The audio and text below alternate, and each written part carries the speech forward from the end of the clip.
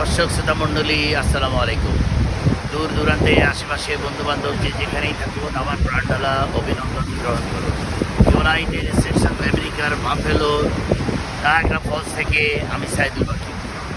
আল্লাহ রাব্বুল আলামিন মানুষকে তৌফিক দিলে তার সুন্দর সুন্দর স্থান এনজয় করা উচিত এবং সেই পরিবেশটাকে দেখার সময় সুযোগ পেলে আসলেই সেই সৌন্দর্য উপভোগ করার জন্য আসা উচিত।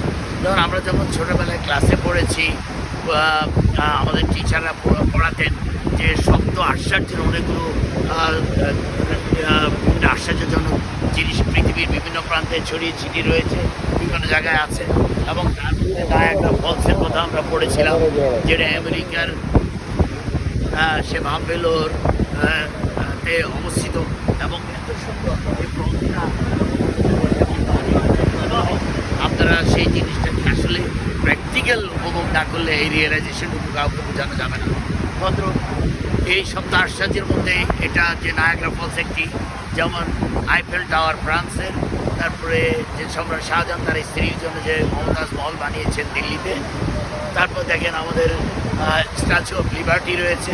অর্থাৎ পৃথিবী বিস্তৃত বিভিন্ন জায়গায়, যেমন চায়নাতে চীনের প্রাচীর রয়েছে, যে চীনের প্রাচীর যে প্রাচীরটা দেওয়া হয়েছে সেটাও দেখার মতো। অর্থাৎ পৃথিবীতে বিভিন্ন স্থানে বিভিন্ন অবস্থায় কত সুন্দর সুন্দর জিনিস তৈরি করা আছে, এবং যে জিনিসগুলোকে সময় সুযোগ থাকলে, আর্থিক সংগতি থাকলে, মন মানসিকতা থাকলে আমাদের সবার উচিত সেখানে যাওয়া।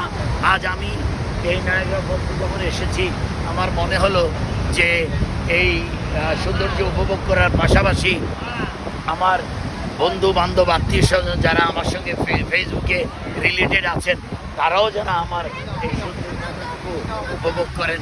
যার কারণে আমি লাইভে এসেছি এবং সেই সৌন্দর্যটাকে দেখানোর জন্য বিক্ষিপ্ত আমার বন্ধুরা আমার সঙ্গে এসেছে। আমার বন্ধু আমার সাথে